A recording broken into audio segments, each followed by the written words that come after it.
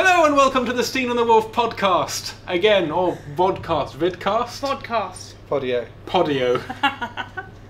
Welcome to the Stina and the Wolf Podio if you're on YouTube. I'm Ollie. This is... I'm Fiona. And I'm Paul, the director. We are some of the cast and crew, or not, we're the crew who are working on Stina and the Wolf. You're more cast than I because you're animator. Well, and I've done a mocap shoot as well. You have. And Paul's been You a put mocap. some of yourself into the am- Yeah, so you are both characters. I am just cast. crew. Yeah.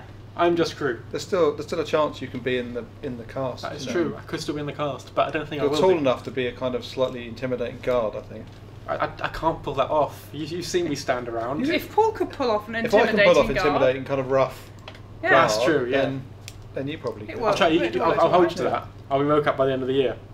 Yeah, but we're doing another podcast because we've got some more questions, and we missed a few because we didn't realise we forgot. Well, you didn't tell me you'd posted it on the Kickstarter page, so we had a load of people asking us on Kickstarter some questions, so I didn't answer them. There are other questions as well that have come in. We've got some others as well. Yeah. We've got some others. So I'm going to start off by asking Paul first. Mm-hmm. A question. I'm going to then go to you. The same question. I've got an answer as well. Awesome. I'm going to go to you, Paul, and say, what was the most technically challenging shot that you have worked on? Not in life or in all your career. On Stina. On Stina, yeah. Technically challenging shot. There's been quite a few. For me personally, I would say probably the one with the big water tower. Oh yeah, that took you and Alex ages to figure out, didn't it? The big Yeah. water tower. The big water tower, Water the spout. big water spout thing. Oh yeah. Because there's a lot you have to put into making something look like it's a giant tower of water. You need a lot of particles, you need a lot of sense of scale, you need a certain translucency to the water, and you're trying to kind of simulate things on an epic scale in nature, so that's a big job. So we had to use lots of tricks and invent lots of cool methods for getting all that water to move. Also, the pipeline was quite difficult. We didn't have a pipeline to do it. We didn't. No. So you were trying to make up pipeline on the fly as well as make everything. And we were using solid angle, which was quite a new bit of software at the time. Yeah. So some of the methods we were using were quite sort of, the documentation hadn't been quite written for them, so we were trying to work them out as we went. So that's quite tricky. Yeah, the documentation's all written now for all those shaders, and now Yes. it's so much better now. The solid angle side, the Arnold as a whole is so much better now. Yeah. I must say. Yeah, it's incredibly well documented now. Fiona, Mm-hmm. what is the most difficult shot you have worked on, technically or just from an animating point of view?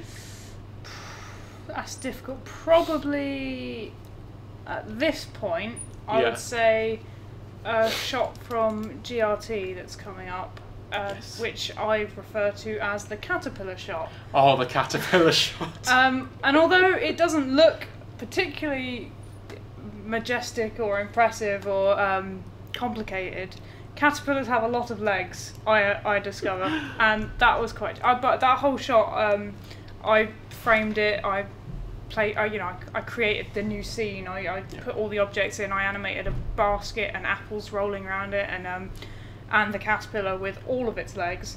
Part of it got cut, didn't it?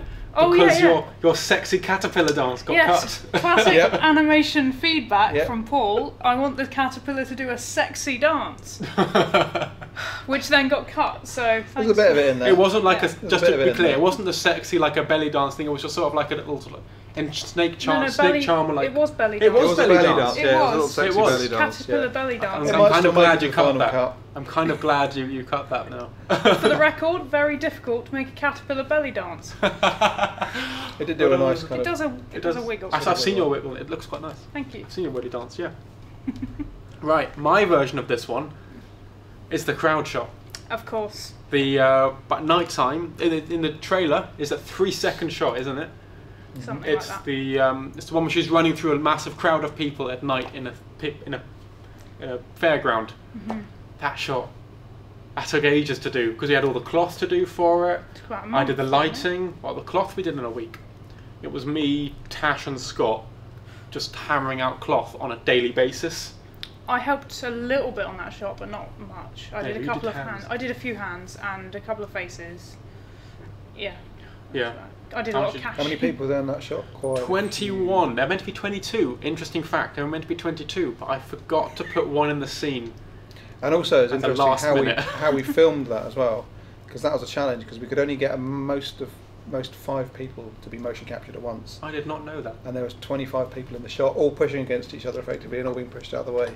So there was a lot of very careful timing and recording had to be done. So you had people pretending to be pushed out of the way. Because what was it? Oh, yeah. What was it we did for the collision? For some of the people that were colliding with Stina, Put we had to cylinders and use stuff. Yeah, we had to use a body double to come in. I think it was Freya, wasn't it, about the same Yeah. size? And me and I think it was Owen pretended to be hit at different angles, and she kind of barged through. Because Yeah, we didn't get any different motion parts capture of of it, people yeah. being hit. We only got motion capture of Becky, and then the crowd weren't being motion captured. They were just there for reference. So when we came to motion capture the crowd, we had to try and get the exact timing of all the hits she does with the people, and That was record not- just the crowd. That So was different. Was that a technical mistake challenge. in the pipeline, or was that just? No, we just lack couldn't. of- We just couldn't do it because the problem was if you've got a crowd of people all deliberately jostling each other, you just get a sea of dots. And Yeah. trying to pick out a character, that's very hard. So we just captured Becky to get Becky's performance, but we put the people there so we got her physically reacting to them bashing into her. But then obviously then we didn't have the people there to motion capture, so we had to go back and recreate all the people that were hit by her Yeah. afterwards and try and get the timing. We had a big screen playing with her kind of going through everyone, and then I think it was one hit to the stomach, and then I think Owen was hitting the side. Yeah, because the oof, sort of one, that one. So we That- had that- Freya the cloth on learning, that was- learning yeah. the moves, didn't we? Almost like dance moves to get the bang bang. Yeah. And I think I remember that one. I think poor Owen got elbowed in the ribs for about half an hour. I think to get that shot, but it worked in the end. It's a glamorous life, the life of a mocap It artist, is, isn't yeah. it? Yeah. It's a minor sort of bruising in the upper left torso. But the thing that was taking difficult about that, not only the mocap for me, because I was doing the lighting as well, Yeah, and you wanted you wanted no red in the scene because red is an important colour in Yeah. the film. yeah. We have a very specific colour palette journey in the film. Yeah. So I wasn't allowed any red in a fairground. Yeah. So I had to light it with purples and pinks, and then you wanted majestic light to fall across her eye at certain moments in the. We wanted her to be caught in the middle of the scene, Yeah. but only her eyes, quite a stylised film noir sort of look. So Yeah, we you had to were very contrive that, stylised, didn't we? yeah. Which was difficult. Charlotte. And then we had even with the bounce board underneath the bottom, we used proper film There were techniques. film don't we? techniques. Yeah. I mean, you actually animated that light, didn't you, to follow Yeah. her eyes? She moved. It's following the very tip of her nose, Yeah. like the very corner is following her nose, and it's just. It's a focusing very on her similar eyes. setup to a real film shoot because you are actually getting all the lights and following the action with them. all Yeah, the way and through. when I say I had a bounce board, we actually literally put a like a white sheet underneath Stina, just behind the camera, so it would get any light that was in the scene and bounce it back out. We didn't just put a fill light in. We were That trying was the to good use thing about our original renderer thing. because it actually does work like real lighting scenarios. You can actually bounce light like a real. Yeah, so we can start using proper film techniques that we Yeah. would use in industry, like not in industry, but that we would use if we were filming in real life. We can use that in our pipeline because I know I work for more in real films. I'm more used to shooting with a camera than I am with working in 3D. And Bit that had the reverse most. now, and- That shot yeah. had the most amount of costume design in it as well. Yes, actually. most Yeah. amount of costume. We The had petal dress. the petal dress. Oh, that petal Do you dress. want to talk about the petal dress? Petal dress. Paul came to me and said, "Right, the gypsies, they all wear like flowery dresses." And okay, fine, we'll put some flowery patterns on it, make it like gypsies, like sort of that Middle Eastern sort of, that sort of whole sort of flowing silks and stuffs. No. They want to be actually sort of look like flowers. They're actually Look upside like down. petals. Actually upside down flowers, aren't they? Yeah, The so we've bottom got a half are. fuchsia hat now, haven't Yeah. we? But mix in an army. Yeah, Yeah. army and like a The top gas half is mask, First yeah. World War army. Bottom half is upside down flowers. Yes. Yeah. And that the was- hat, the glowing petal hat, If the- my favourite Yeah, part. best thing. Oh, I think my favourite part about the petal dress is that they are simmed onto mocap of big beefy guys. yes.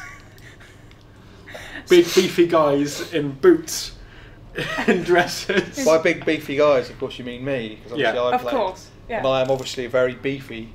So You walked very beefily though. You did. did I? You had- Did I? yeah. Yeah. Did I? You've Was got I a doing very man walk? manly You're doing a walk. man walk. Really? Have I Yeah. got If you a watch the man- I've never mocap thought- takes that, you've got a No. very Yeah, manly yeah. walk. Oh, okay. Watch the That's car always good to shot know. again. Okay, Yeah. next question. Okay. Oh dear. What is your favourite shot in the trailer? Anyone who wants to answer that? Fiona first. Yeah. Well, my favourite shot in the trailer is got to be the cyclist shot, shot 2, Yeah. with the bus and the cyclist going down the road, because that was the very first shot that I worked on for Stina and the Wolf. And it was the first piece of my work that I ever saw on a big screen, so it's kind of an emotional shot for me. I was in the same place for you. The first thing that was in that shot was the stuff I prepared for you, so I modelled the bus in that shot. I did the lighting, had the tree set up, the road, all that stuff was done by me, and then I was like, kept on badgering you, have you done the cycling yet?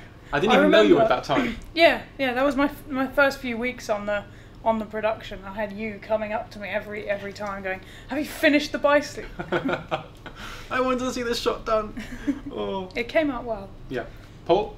Don't know. You don't know. You like them all? I like them all. I like the one at the end with the eye, because that's a bit out That of the does look fantastic. and it looks genuinely scared. And also, it captures Becky's performance, which is when we hit that mark where we've captured the performance and given it some. So we've taken her performance and we've given it a design and art aesthetic that wasn't there. So like a film should do, and that's a success. Yeah.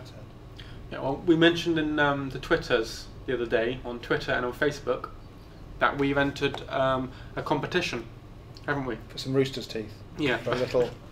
We entered the Rooster Teeth's Best Day Ever competition, which is their competition where they're looking for an idea, and if they like the idea, they will give us £10,000 towards that idea. We don't think we're going to get it. $10,000, sorry. Yeah. We don't think we're going to win it, but publicity is key, and we might do. We never know. Yeah. You never know with these things. Yeah. No. It was worth it. Definitely worth a shot. Me and you were massive fans of Rooster Teeth. Yeah. We're getting being educated slowly in the world of Rooster Teeth. Yeah, you've watched what, 2 videos maybe? Yeah. Because you watched some animated adventures as well. I did, yeah. So.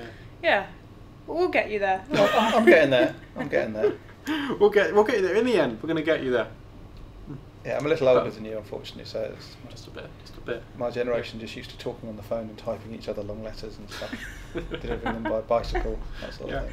Yeah. Well, we're getting into our Twitter and our social media now, haven't we? I have been social media'd. Yeah, I'm now fully availed of Twitter, Facebook. You mean it's me tweeting and that, and you're going, Ollie, isn't there something we should be doing about this tweet? I've read Twitter.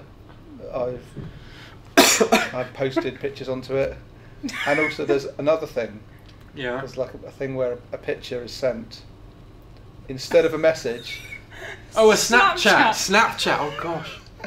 Because the word is too difficult to comprehend, so the image is communicating the idea instead of the word. Which is essentially what a film is, isn't it? It's like a film, but smaller and shorter. I was trying to lead this on to saying thank you very much to the PR firm who's working for us. Well, it's good, because if I was doing it, it would all be handwritten and delivered on a bicycle. Thank you to Liaison PR. We have Liaison PR working for us. They're trying to, like, if you've been seeing all the articles that have been coming up for us recently, that we've been tweeting and putting on Facebook, that's thanks to Liaison PR. Yeah, without them we wouldn't have. We've had nothing, no. Followers. Yeah, it's been fantastic. No, it's been amazing the work they've done. And with the Kickstarter stuff, we're moving slowly with the goal at the moment, but we've got a lot of publicity out of it. So we're grateful for everyone who's contributed so far, because it helps raise our profile, which in the end helps make the film. Yeah, thank you very much to all of you out there who've given money so far to the Kickstarter. The interest means a lot at this stage. Yeah. Yes. It means that we can sort of. We know people out there who want this to happen, and we can keep putting out content, little teasers, the short film. Well, speaking of teasers, we've got GRT coming up this summer. Yes. We're going to have a bit more about GRT. We're calling it GRT because that's the name. That's the trailer. The working name. Yeah, the working name. The working name of the trailer was TRL. So GRT is TRL. Yeah. And we like 3-letter acronyms. Yeah. We were going to release a character from that, yeah. But we've decided that it might ruin the short film to start releasing little bits of it. So we're going to wait until the short film was finished and release the whole thing. We've shown little bits of the scenery here and there. We might show a few more, because some of them look fantastic. It's looking lovely. Like the one on that PC there that you guys can't see is looking amazing. Fantastic. Unfortunately, she is naked at the moment in that one. Yeah, we haven't done her clothes yet, so we can't show that one. But we did her clothes and then we forgot. And then we've realised that we've always had her wearing tights up until now. Or we've coloured her legs black because she's wearing tights. So that there were several moments where her dress moves in such a way that it might be seen as flashing. But it was the modesty one piece. Yeah. The modesty onesie, wasn't it? Yeah, it's the modesty onesie. So if anything does happen, someone can sort of peek in and go, hang on a minute, in that one frame of this one shot, her dress appears to be going higher than. It's ridiculous. But there's less. Something we have there's to no do. Marilyn Monroe moments in No, this yeah. one, so we can safely. There's no sliding down a rock. There's no sliding down a rock. No sliding down a rock face towards camera. We did have to put a specific rock. Yeah, there's the modesty rock. The modesty rock that did appear. Yes. I remember the modesty rock. Yeah, it wasn't, as it was quite a nice composition in the end, but it did have a function as well as a. Yeah, but for now, because it's summer in this next one, it's a really sort of summery feel to it.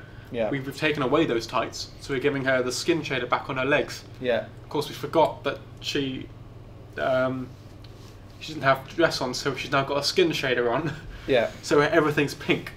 Apparently, the same thing happened with Weta on Tintin. Apparently, because of course, being Weta, their shaders, even for Tintin, they're all super realistic, and everyone's got real body hair and everything going on. So for the early shots, apparently, when they got characters wandering around, imagine sort of slightly grotesque, semi-real Tintin characters with big noses and realistic heads, but with realistic skin wandering around. I imagine that was pretty terrifying, actually. This stuff happens all the time. All the time. Yeah. Like I saw we get used to it, but you don't want to do it on the train. No. On the train when people are looking at it. I remember when you took the nipples off Stina. The denippler. The denippling process, because she's based off an anatomically real model. Yeah. And because you got sick of weird looks on the train, you took the nipples off. I did. I performed complete surgery on her to make her completely like an asexual doll. And the nipples ruin the cloth, to be fair. Yeah. They break the cloth. Yeah. Yeah. They completely ruin it. So In we fairness, have to denipple they them were anyway. the sharpest They were nipples pointed. I've ever They were more seen. like sharp, metallic, pointy bullets. If you touched that, you would end up with a massive cut. Yeah. They were very yeah. sharp nipples. It was stupidly sharp. But away from sharp nipples. Yeah, we were going to release character. We said in the last podcast we were, but we aren't. Yeah. We don't want to ruin anything. It'll be better in the long run. Yeah, If you see we are going to be releasing this in the summer. Yeah. Yeah, we should. We're pretty well through it. We should get it all rendered, hopefully, by July. Hopefully. Everything is basically, nearly everything is there. It's just putting everything together now. Yeah. And getting it rendered. So we should be able to get most of it done. Yeah, and we've got someone working on the sound design now, helping us. Yes. Zimmer Audio Productions, for anyone who wants any good sound design done. And we're not sure if we're going to have any music in it. Hang on. We stopped moving, so the lights have gone out. Oh joy! We're just going to We'll wave. start again from a. We use post-production magic. For goodness sake. Well- Okay, right. Let's just carry on. Okay. Okay. Paul, I was going to lead on from the next question to this one, but now I can't. But what inspired Stina? What inspired Stina? The process for the whole film started because it was snowing outside my window, and I do music, and I decided I wanted to write a piece of music to capture my excitement of the fact it was snowing outside, as you do when it's the winter holidays.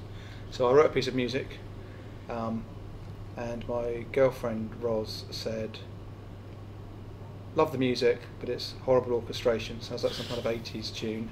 Why don't you put classical instruments in there instead?" So I reorchestrated it with classical orchestration, and it sounded very much like a sort of Peter and the Wolf type, almost narrative piece of music. So then I went on to develop it into a full piece of narrative music, about 35 minutes long, with various attempts at leitmotif and other things in a classical vein, with instruments being different characters and little stories developing and things. And as I'm an animation lecturer, I thought, well, I better turn it into an animation. Not really, as I'm an animation lecturer.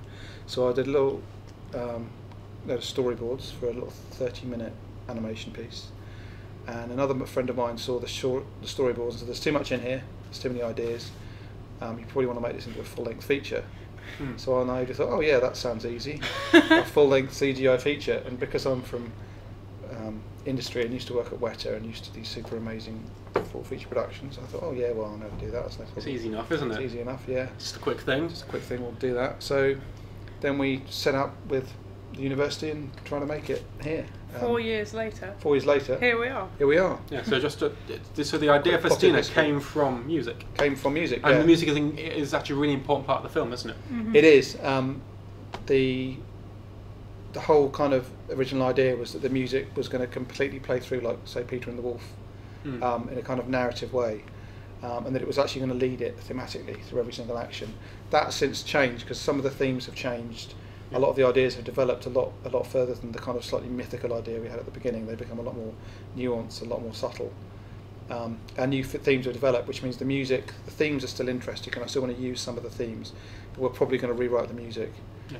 I'm hopefully going to get some other people involved, because although I'm a musician, I'm not a film score composer, and writing a film score is a different kettle of fish. There's a lot of things you need to know about scoring. Yeah, there's a lot of tricks you need to put in, and I'm a lot of stuff that will sound great like now, but when you put it in front of a film score, it's not going to great. Yeah. So we're hopefully going to find someone to help us work with the music, work off some of the initial ideas. We've got a lot of ideas musically. There's a lot of very Eastern European folk traditional stuff we're accessing. You can hear it on the SoundCloud site. Pieces like Jana, which is actually adapted from a folk musician called Thierry Robin, who wrote that original piece that we then adapted onto bouzouki and skin drum, I think. Isn't most of the Stina and the Wolf music is available on SoundCloud to listen to? It is, it's all available to listen to. It's available to download, and we're going to be doing limited edition CDs with it as part of the Kickstarter. Yeah. If you want to have a quick taster of what the music sounds like, you can go on SoundCloud and have a quick. It's got the whole lot, so you can actually listen to it in order as well. And I think if you want to know what's going on story-wise and the original musical idea, on our blog, I think probably about a year ago, I went into detail about what every piece means, what the leitmotif is, what the themes are, what the characters are, what's happening. Because originally the story was quite simple, quite a mythical type, sort of fairy tale progression of story events, and now it's much more.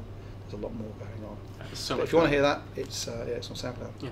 We have one last question for today, which is, what's up with all the goats on Twitter and Facebook? Well, it all started when we came in and we saw Ollie's beard that he came in with that, didn't we? And someone said, Ollie looks like a goat, and ever since then we've had to have as many goats as we can. That may not be true. That is definitely not true. Me and Fiona recently went to a goat farm. Well, we were given coordinates to a field where there were goats, and we drove to it. Yeah, for a friend of ours, someone who works here, Cliff, he gave us the coordinates. I was expecting an address. He went, "Oh yeah, I'll send you how to get there." He gave me the coordinates. So did he give you an ordnance survey map and a little compass? No. Some string. No, we had a thing called a sat nav. A sat nav. A sat nav. Yeah, luckily, my sat nav has you can put in the longitude and latitude, and we were just longitude and latitude. Yeah. And we typed it in. It was in the UK though. It wasn't in sort of Romania. It was half an hour away. Yeah. And we went to this goat farm. We had a lovely chat. Chat with the farmer. With the farmer, yeah. Yeah. I'm quite jealous actually. The pictures were very nice. We'll go back. Yeah. We're going to go back. We're going to go do some Foley there, aren't we? Definitely. Yes. We need lots because of goat there are lots of goats in the film. in in the mountains. Yeah. Mountain goats. Yeah, and a lot of them play an important role in various points of the story, yes. Which we shan't be revealing anything about apart from that. Exactly. Yes. That is what we're going to say. We are all stum on that now. Right. That's it for this week. Cool. Yep. That's it. Thank you all very much for listening. If you've managed to put up with our voices until now, well done for getting through. We might do another one of these next week. Yeah, we got some people visiting next week. Some people that used to be on Stina last year. We might have someone who's now working at MPC joining us, so we can have some old students pop down, and they might join us on the podcast. We might see if we do another one. It'll be next week, but tune in next week, and we will see you then. Until then, goodbye from me. Goodbye from me. Goodbye from me. And goodbye from them. I'm not going to do it too wrong this moment. Say goodbye. Tried it. Didn't work. Bye. Hey. Stop. To me.